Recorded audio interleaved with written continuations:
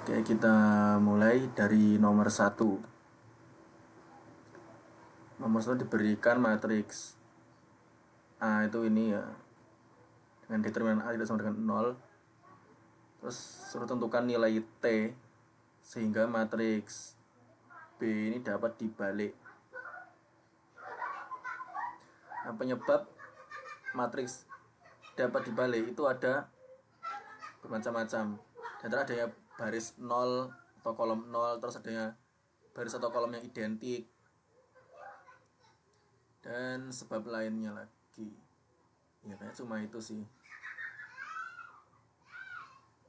Jadi ketika dilakukan OB terus ketemu salah satu penyebabnya, nanti ya berarti bisa dapat dibalik. Oke, nah matriks ini untuk kolom terakhir baris terakhir udah jelas aman ya, dia bukan baris 0 karena ada angka 1 di sini. Tinggal yang lain nih kita lihat. Yang pertama kali kita memperhatikan di baris ketiga. Baris ketiga ini masing-masing dikalikan dengan T ya. Di C1, C2, C3 ini masing-masing dikalikan dengan T. Nah kalau misalnya T-nya 0 kan dia jadi nggak dapat dibalik karena jadi baris 0 ini nanti. Sehingga kita yang mengharuskan T-nya tidak sama dengan 0 agar baris ketiga ini bukan baris 0. Yang pertama. Terus kita perhatikan di baris kedua nih ya, R2. Di R2 ini ada A1T tambah B1, terus A2T tambah B2, A3T tambah B3. Sekarang kita cek penyebab nolnya itu apa. Ini kan A1T tambah B1 tidak sama dengan 0. Terus ini dipindah jadi berarti A1T tidak sama dengan min B1. Sehingga T-nya berarti ya tidak sama dengan min B1 per A1. Atau yang ini atau yang ini. Intinya biar dia nggak jadi baris 0 itu minimal salah satunya ada yang tidak 0 di sini. Kita pakai atau ya. Kita perhatikan R1.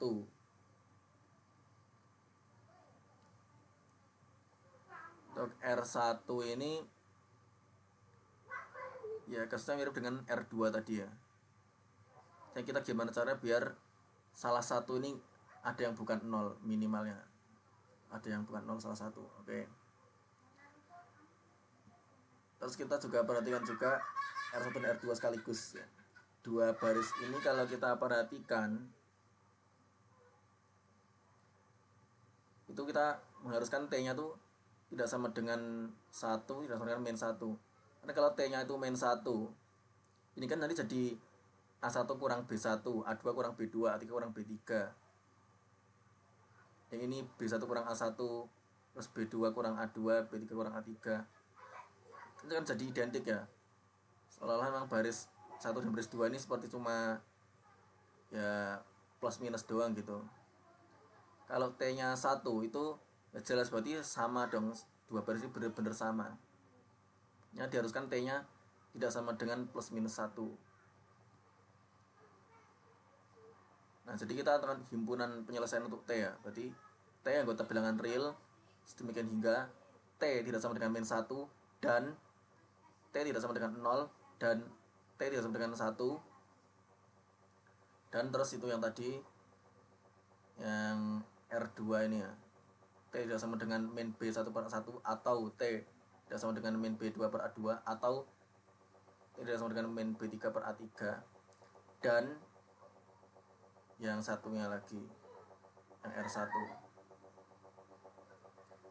Ya, agar dapat dibalik itu kita bisa memastikan itu tadi. Jangan ada baris yang identik, jangan ada baris 0. Gitu untuk nomor 1. Ada pertanyaan?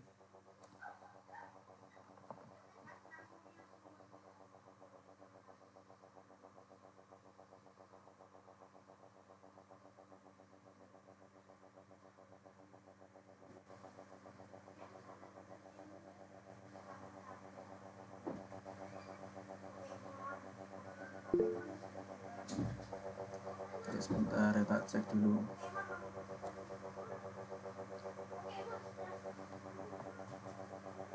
Mas maksudnya tidak identik apa ini? Tidak identik tuh kedua bukanlah kelipatan. Jadi dua baris dikatakan identik tuh apabila ya keduanya tuh saling kelipatan gitu ya, kelipatan sama faktor hubungannya gitu. Ya ketika T nya satu kan dia bisa jadi bener-bener sama gitu ya, karena satu tambah B satu ini juga satu tambah B satu, yang lain juga sama.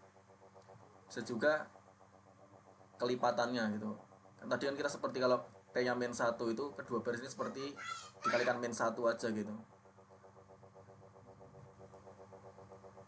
di baris itu kelipatan dari baris lain. Kan kalau di OBE kan nanti juga jadi nol juga, jadi baris nol juga di OBE kan. Nah, mengapa memang baris identik juga salah satu penyebab matriks itu dapat dibalik, nanti ujungnya baris nol juga itu ya. Oke, sekarang kita lanjut ke nomor 2.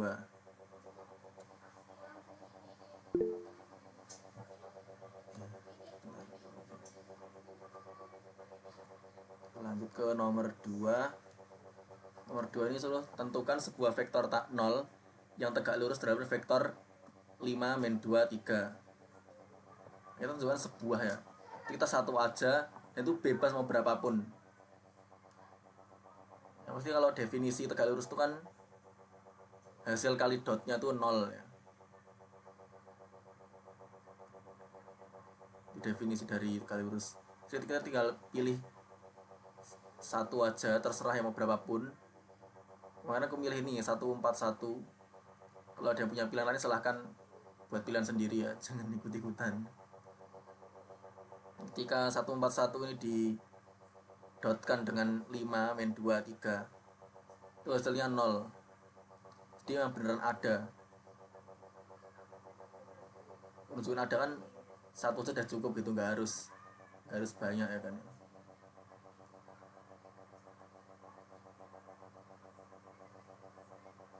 Jadi memang ada berarti vektor 0 yang tegak lurus terhadap vektor 5 min 2 3. Nomor 2 ini sangat mudah memang. Ya lanjut aja ke nomor 3 setelah ini ya.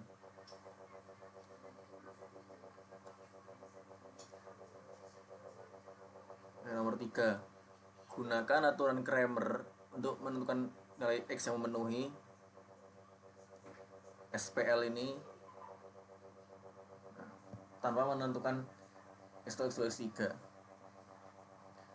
Nah, bentuk SPL ini bisa kita ubah ke bentuk A kali X sama dengan B. Jadi matriks A, ini X, ini B. A, X, B.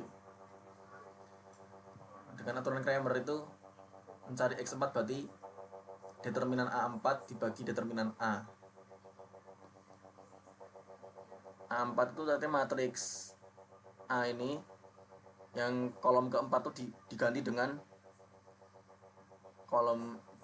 ini, kolomnya matriks B diganti gitu. Jadi kayak ini ya, ini ditulis lagi sama di sini. Terus yang bagian ini kolom keempat diganti dengan matriks B,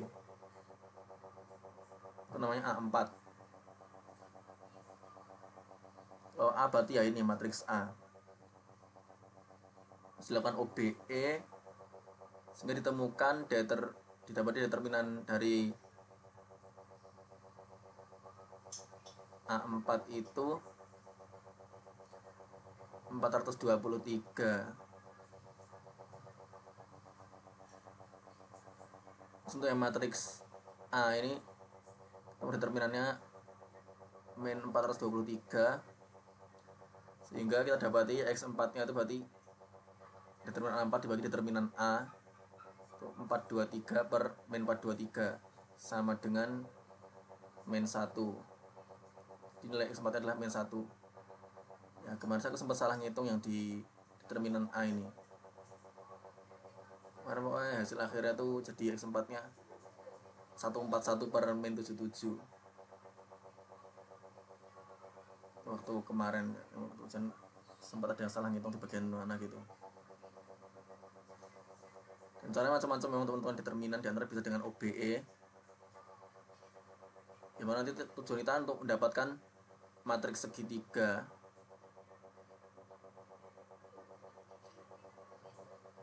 hari ada yang kelupaan di sini kayak. Nanti ada matriks terakhir itu kayak ada nolnya lah ini loh. Ini men 13 jadi nol ini. Tak ganti dulu.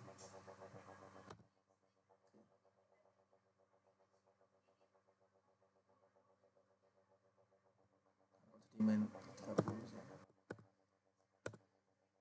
Nah, itu ada bentuk matriks segitiga sehingga kita cukup mengalihkan elemen-elemen pada diagonal utama. Itu yang untuk A4, yang A juga gitu ya, ini sudah jadi matriks segitiga.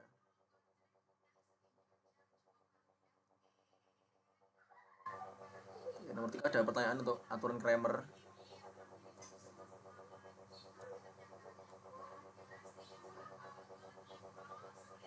Untuk OBE ya memang nanti gimana cara kita bisa memudahkan dapat determinannya.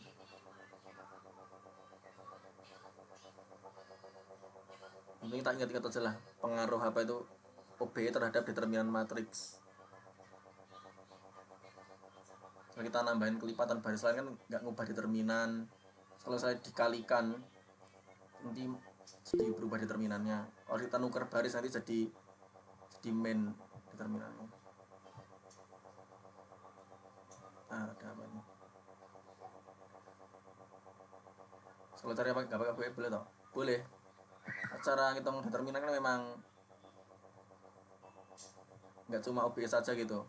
Mau pakai ekspansi kofaktor bisa, mau pakai lagi yang itu permutasi manual, tapi ini jadi panjang banget kalau untuk matriks 4x4 karena nanti ada 24 suku kalau manual. Ini pakai kofaktor juga bisa, silahkan. BE lah, kofaktor lah, atau cara kan macam-macam. Ini ya salah satu caranya gitu. Kramer. Oke, udah nggak ada lagi pertanyaan untuk nomor 3.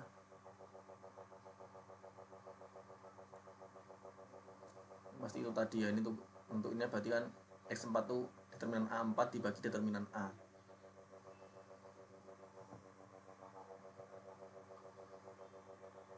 Ini kalau untuk penyebut ya ini deh matriks aslinya ini untuk penyebut, pembilangnya itu tinggal diganti kolom yang bersesuaian dengan matriks B.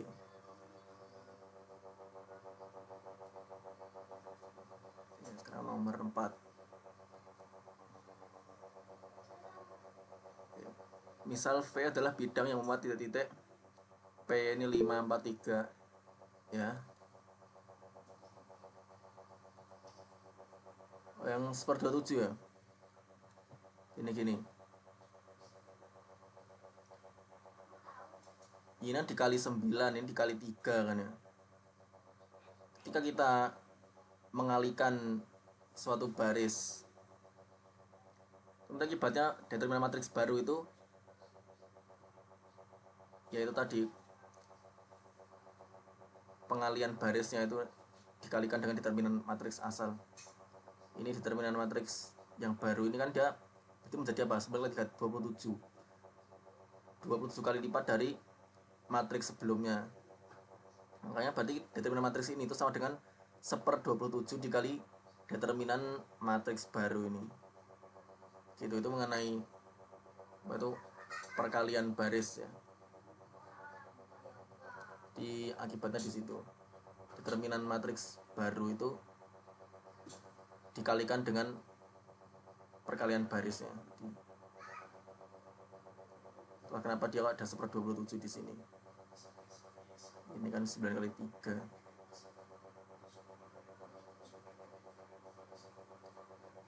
Oke ya, lanjut ya ke nomor 4. Jadi kita sudah tentuin persamaan bidang melalui 3 titik. Yang di sini 4A kan suruh apa? Menentukan persamaan garis L yang melalui O dan tegal lurus dari bidang V. Jadi kita harus nentuin bidangnya dulu.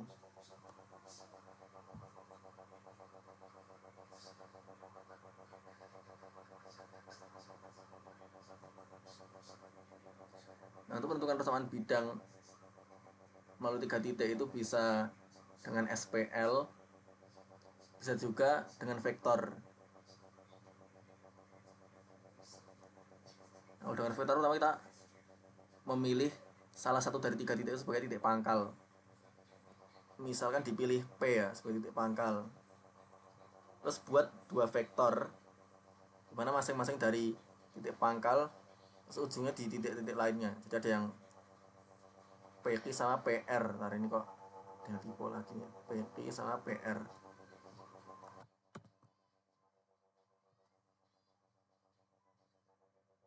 Ini kalau PT kan berarti koordinatnya titik T dikurangi P ya. Ini 4 kurangi 5, 3 kurangi 4, 1 kurangi 3. PR berarti ya R dikurangi P. Sehingga menjadi yang PT itu min 1, min 1, min 2. PR itu min 4, 1, 1.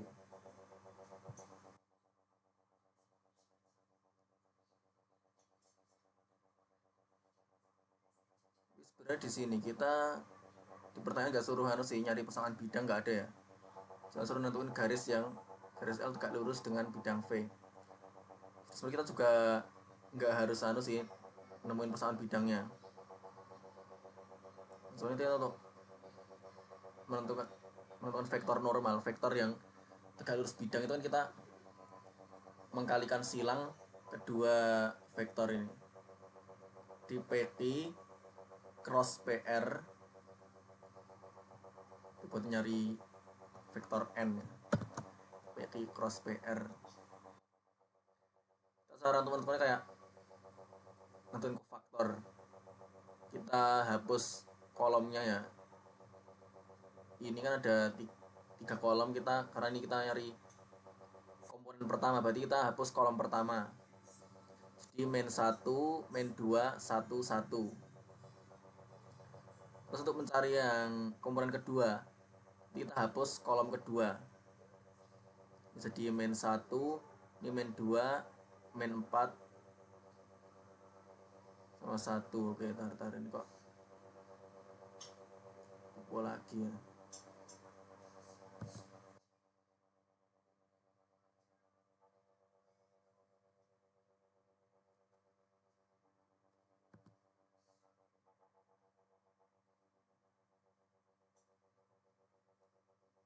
Jangan lupa yang komponen kedua itu ada mainnya, karena dalam kofaktor itu kan kita memang menganggap ini sebagai baris pertama.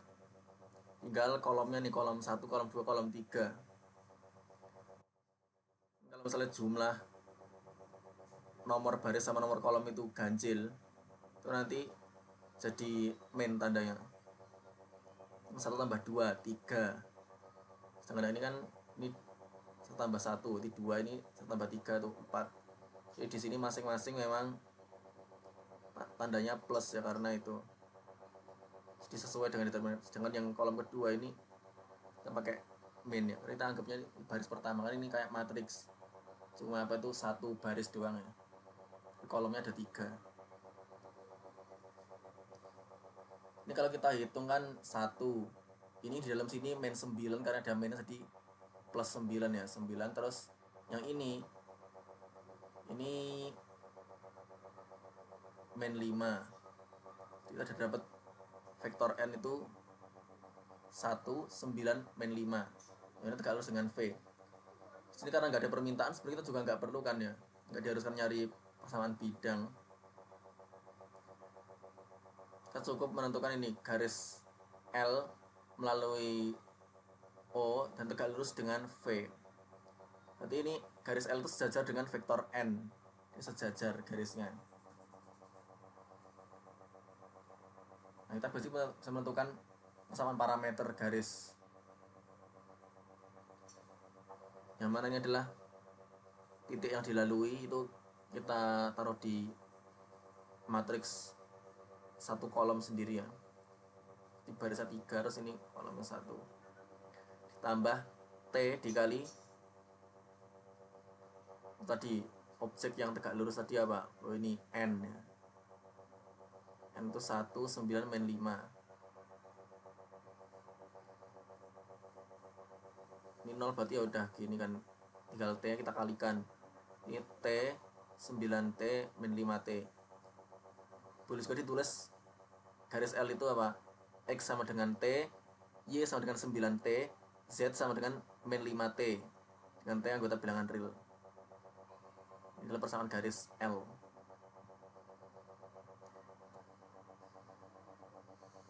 Oke, ini untuk 4A ada pertanyaan.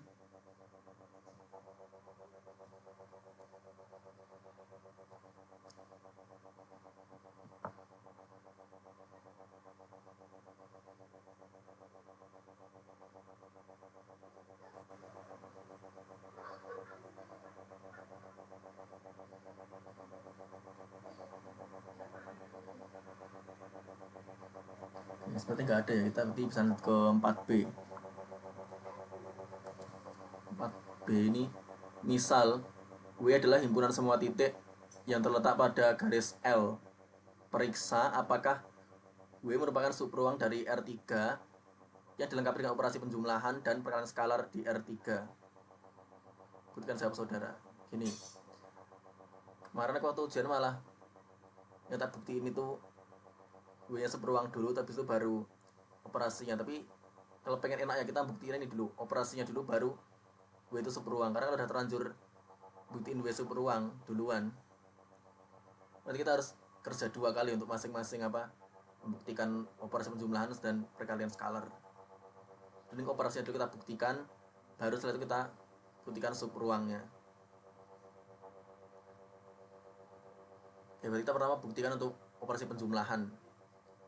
Jadi kita ambil sebarang 2 titik yang terletak pada garis L. Kan W nya himpunan semua titik yang terletak pada garis L. Jadi kita ngambil 2 titik yang merupakan anggota dari W. Kita sembarang ya, ambil sebarang A1 dan A2. Terus kita misalkan A1 itu T1 9T1 min 5T1. Ya ini kan dari pasangan parameternya tadi ya. Terus yang A2 itu T2 9T2 min 5T2 dengan T1T2 anggota bilangan real ya. Terus kita jumlahkan A1 tambah A2 sama dengan ya T1 tambah T2, terus ini 9 kali T1 tambah T2, terus ini min 5 T1 tambah T2. Kita misalkan T1 tambah T2 itu S, kan A1 tambah A2 itu S 9S min 5S. Ini berarti ada sesuai formatnya ya, jadi dia terletak pada garis L. Kan untuk yang operasi perkalian skalar,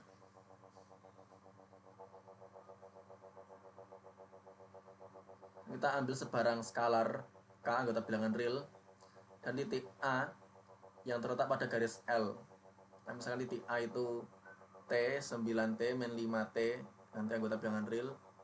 Kalau kita K itu kita kalikan dengan A, jadinya KT 9KT min 5KT. Kita misalkan KT itu S, berarti ini jadi K kali A itu S 9S min 5S. Tentunya ini terletak pada garis L. Karena T ini kan hanya parameter sembarang gitu, kita bisa aja ganti simbol dengan simbol lain. Sehingga ini terletak pada garis L juga. Nah, kalau kita udah enak ya, kalau kita udah bukti operasinya duluan kan lebih enak. Kita udah buktiin bahwa setiap operasinya itu bersifat tertutup. Nanti hasil operasinya itu pasti juga merupakan anggota himpunan W atau terletak pada garis L ya. Kalau sudah, baru kita buktikan W itu merupakan subruang dari R3. Kita sekarang ambil sebarang titik A anggota W yang terletak pada garis L. Berarti titik A ini terletak pada garis L ya, karena dia anggota dari W. Kita misalkan A itu T 9T min 5T dengan T itu anggota dari R. Berarti ini karena A ini himpunan pasangan terurut dari 3 bilangan real, Jadi A itu kan anggota R3. Kita ngambil sebarang nih ya. Jadi untuk berapapun nilai A ya kan, apapun titik A itu, ya pasti juga anggota R3 kan. Kita bisa menyimpulkan apa? Untuk setiap A, jika A anggota W, maka A anggota R3. Yang sudah W ini kan bisa sama dengan R3 ya. Karena W itu lebih sempit dari R3. R3 kan mencakup semua himpunan pasangan terurut dari 3 bilangan real. Sedangkan W ini cuma himpunan titik-titik yang terletak pada garis L gitu. Di W itu subset dari R3. Ada subsetnya gini aja ya, nggak pakai garis, karena memang dia tidak sama dengan R3 gitu. Jadi cuma subset doang, bukan satu atau sama dengan. Yang pasti kita bisa menyimpulkan W itu berarti subruang dari R3.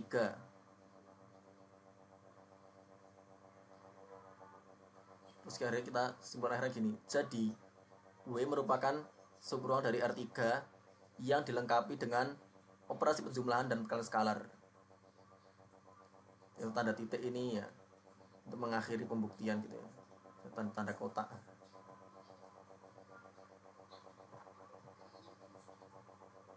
Oke, untuk 4B apakah ada pertanyaan?